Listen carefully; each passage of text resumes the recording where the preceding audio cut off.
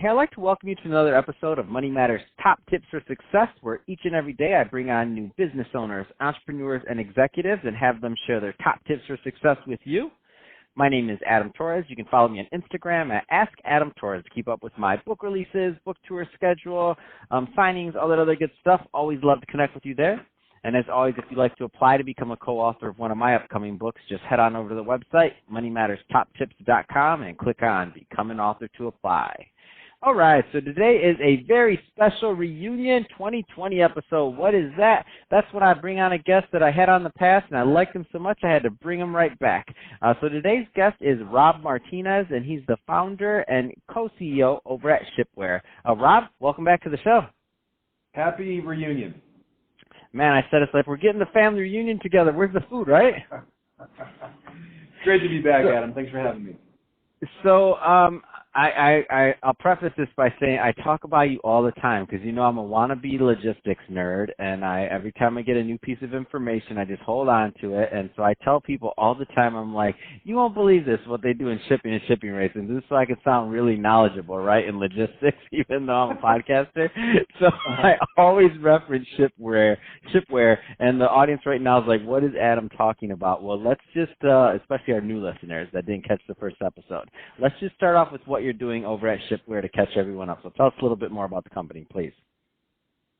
Sure. Thanks, Adam. Well, first of all, Shipware is a San Diego-based organization that helps high-volume shippers reduce their shipping costs.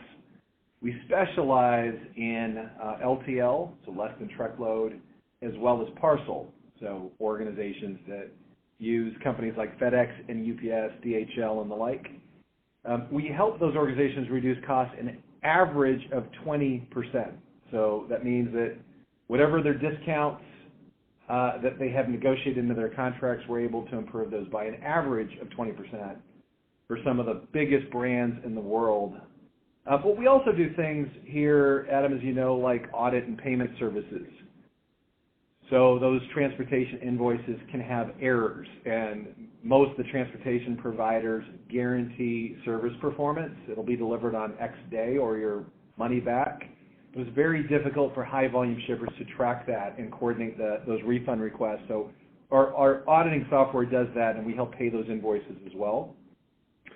There's a division here that caters to modal optimization, so working with shippers that don't want to just use one of the two big parcel shippers, FedEx or UPS, but they really want to leverage the breadth of solutions out there in the marketplace. But how do you do that and still maintain your discounts at the big two, and what shipments at the right transit tolerance and so on? So our software and our experts help organizations get their arms around that. Also new this year, this is different, we also are catering to those organizations that are trying to contend with Amazon as a competitor. So the Amazon effect is in full effect, and I'm sure we're going to be talking about that a little bit today in our conversation. But organizations that want to compete with Amazon have to get their inventory closer to their customers in their final market. So the reason that Amazon can offer next-day Prime and same-day Prime is because they've got fulfillment centers with duplicitous inventory all around the country. So those are local deliveries for the most part for them, and it's easier for them to achieve national next-day delivery. Very difficult if you're a retailer and you've got one DC or two or three DCs. So what we're doing to help those shippers is we've launched our third-party warehousing and fulfillment division that helps negotiate contracts with those customers that want to put their inventory closer to their end users and become more Amazon-like. And then finally, the fifth thing that we do here at Shipware is we have solutions for smaller shippers. We have authorized reseller agreements with all of the major carriers, including UPS, FedEx, DHL, and brokered LTL rates. So if you're not a huge shipper, but you're still looking to get some discounted shipping at low cost, we can help you do that as well.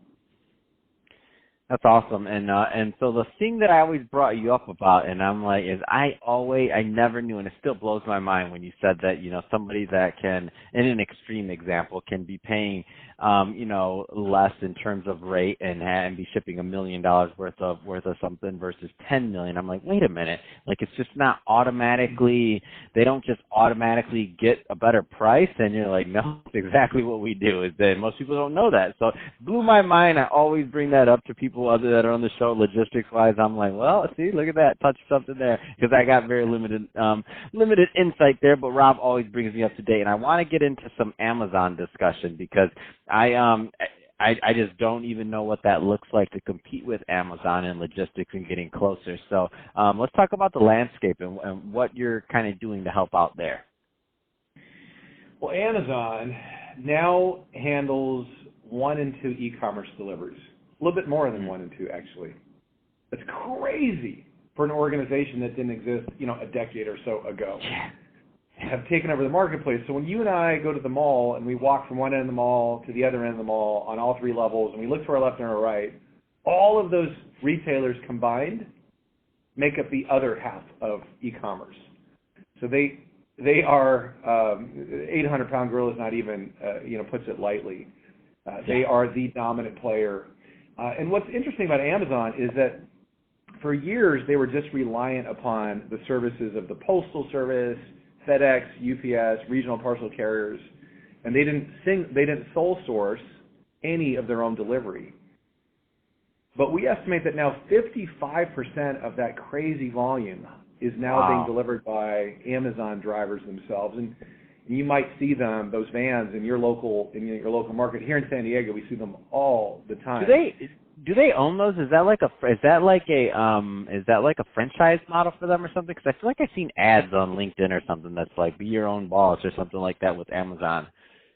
Yeah, no, you're right. I mean, the big rigs that you see on the freeways they own, but those local delivery vans, they made an opportunity, created an entrepreneurship opportunity for business owners that were interested in getting into the delivery business.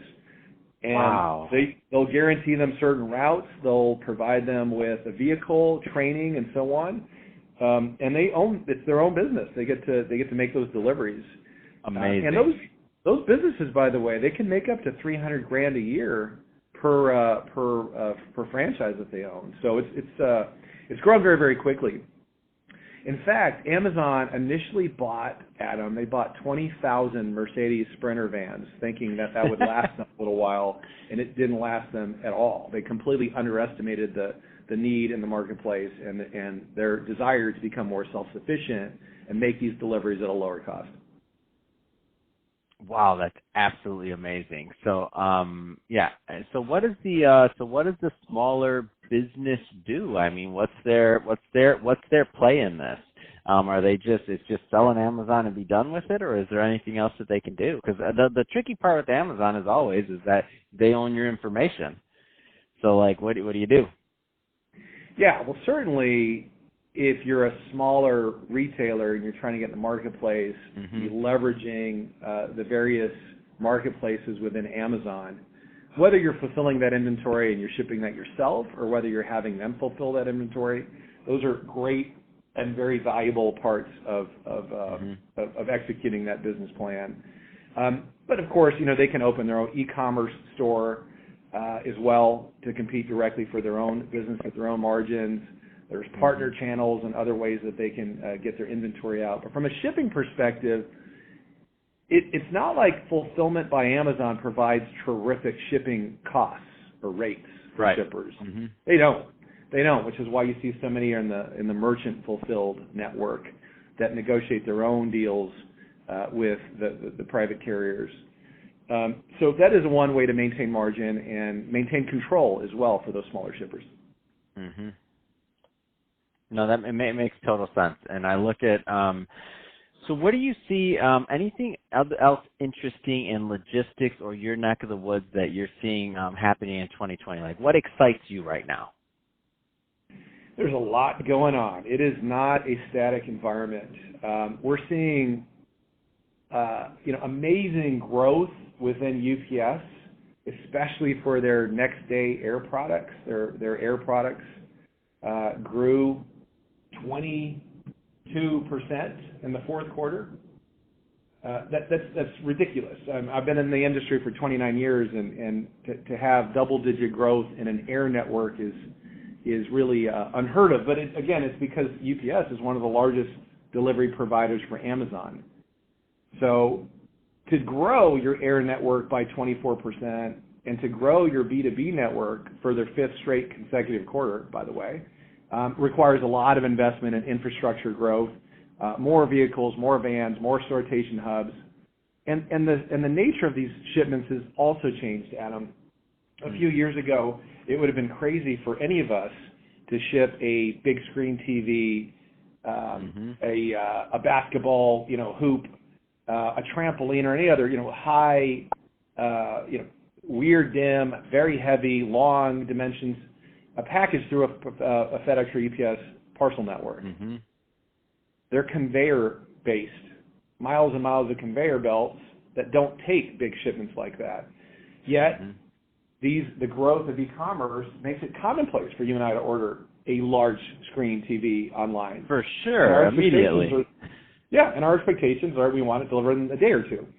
So FedEx and UPS have had to morph their network to create, high dim, high dimension, high weight, large package sortation systems to accommodate that trend in the marketplace. And the other part, of course, with e-commerce growth is the residential delivery network has grown significantly. So FedEx, what was very surprising for me in 2019, announced that their partnership with the United States Postal Service called FedEx SmartPost. And that's a service they offer where FedEx handles the pickup, they handle the interline transportation component, but they inject that package into the United States Postal Service's delivery stream at some point, and usually at the final mile that delivers mail and packages to your home or office. So it's a hybrid program. It's a work-share program that the Postal Service calls Parcel Select. FedEx was the largest user outside of Amazon, and this product was called SmartPost. They would resell that. Well, FedEx is pushing all their chips in on e-commerce, and they're no longer going to outsource that SmartPost product to the Postal Service, but they're going to handle full closed loop from pickup to delivery themselves. And that's 2 million packages a day. They're going to come out of the Postal Service stream and be delivered by FedEx. But the reason is that they're just trying to build as much delivery density as possible. They want to become the provider, the final mile provider of e-commerce packages and be at every door, every day, 6 or 7 days a week in this country. Wow, that's absolutely amazing. You're right. There is a lot exciting going on there. That's interesting. I never thought about that. Like, from the back end in terms of now you just say if I was to order a basketball hoop, I would not go to the store. I would go on. I'd order it online because number one, I wouldn't want to wait for delivery. I wouldn't want to I would be like, oh, that's the one. I'd read the reviews. I'd be like, okay, yeah, that one's good. Okay, done. Yep. And obviously that has to be delivered to me. That didn't just fall off the truck. So it's I never thought about it, and I remember seeing all those old conveyor belts and stuff like that, especially when they used to do the commercials and marketing. Those are for smaller packages, all of that stuff. But yeah, you're right. Now, how do they? Oh man, awesome stuff. I love it, and it's just gonna get even better in my opinion. I'm excited. So Rob, if somebody's listening to this and they want more information on Shipware or to connect with you, whether they're looking at shopping their shipping rates or any of the other services that you offer there, I mean, what's the best way for them to connect? Yeah, a number of ways. Check us out online. Our website is Shipware, shipware.com. If they want to connect with me personally, I'm rob@shipware.com is my email address. We have a lot of followers on Twitter as well. Our Twitter handle is at Shipware.